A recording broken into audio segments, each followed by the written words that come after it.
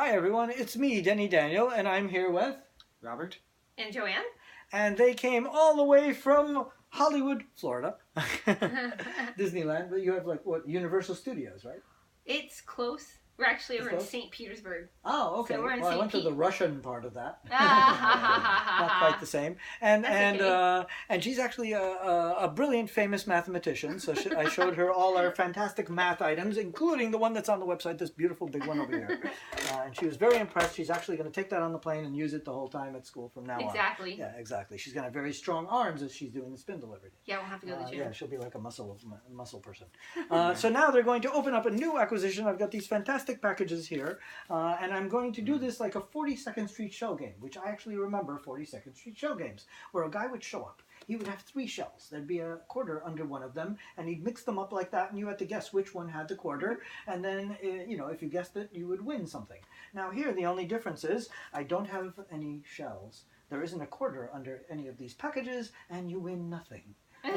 But the similarity is I will mix them up like this. Okay. So this is me mixing up the packages. Are you guys confused? Yeah, very. Excellent, good, because otherwise I'd have to do this all day long. Okay, so pick a package, any package. Which do you want to open? This one. Ooh, the fancy one. Yeah, that's the one I pick. And then which do you want to open? That one. Excellent. So I'm going to give you scissors in case you need scissors. I think that one, I don't know. Thank you. Yeah, you'll need scissors. So go ahead, on your mark, get set, go. Okay, I'm going to be very careful. Right, yeah, because that one. Let's do this one. How about that? The fancy stamps. Yeah. We'll show you guys the stamps later without the return address. Okay. Do you hear the Mission Impossible theme behind you? Dun, dun, dun, dun, dun. Or we're going to get hit with thought crime now. I think that's an Orwellian thing. Yeah, you're like, ah. Thought crime. All right. Okay, go ahead. Oh my God, that's perfect! Wow. This is great. This is hilarious. This is a suffragette postcard. Yeah, that's pretty cool. And this is one of those spoof postcards. So Rob, is this you while she's voting? Yeah. This is great. Yeah, I like the cat. Look, Rob, you've got cat. the cat crying there, and Yeah. the baby's hungry, and you're doing the laundry. All because she took 5 minutes to vote. The house fell apart. Clearly, and from what I know, the message is funny. The person mentions like, "Is this you?" or something on the back of this. Like, I think there's a funny like reference to it. Yeah, that is crazy. Too cool. That's perfect. So you opened a suffragette card. How yeah, great. there's your cat. Yeah, that's Tristan. Yeah, he's hanging out. That's great. Hungry because you went to vote. Yes, exactly. Yeah, clearly, because all that time you took to vote. Speaking of which, everybody vote.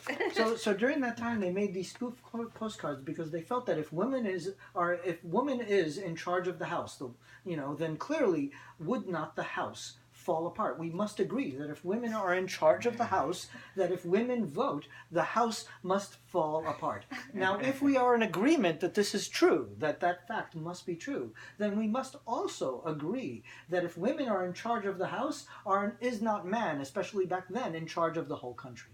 Are not man the president and the heads of all the companies, especially back before 1918, right? Yeah, exactly. Okay. So if that's women the house. So if women are in charge of the house and the house falls apart, because clearly there's the evidence, then if men are in charge of the country and men vote, should not the whole country fall apart? It should. Yeah. So clearly by that logic that they're using here to dissuade women from voting, men shouldn't vote either. So what living thing should vote? The cat. The cat. The dogs and cats are the only thing that have nothing better to do. And they should vote, and we'd probably have a better country anyway. Ironically. It'd be kinder. Yeah, no kidding. So right. yeah, I never understood why they didn't realize that when they were spoofing this. Like, I'm like, hello, how could you not realize the next step to that logic? So what did you open? All right. I think there's something this inside is of it. not. Yeah, this is the actual. There you go. Oh, this is really cool. I am very, very impressed. This is actually, you're going to like this. This is, if I'm not mistaken. Oh, it's different. Oh my Lord, this is even cooler than what I thought it was. I forgot I got this. This is the famous infant incubators in Chicago. This is a huge thing. This was it was originally a Coney Island freak show thing.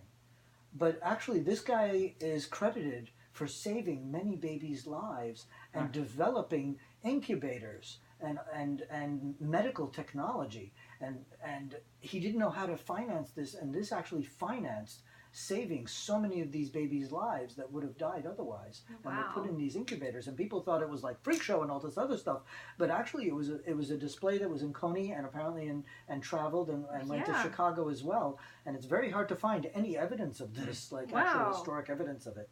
So I'm very cool. That's a really cool piece. Wow. Wow, nice We're job. gonna show it to the humans.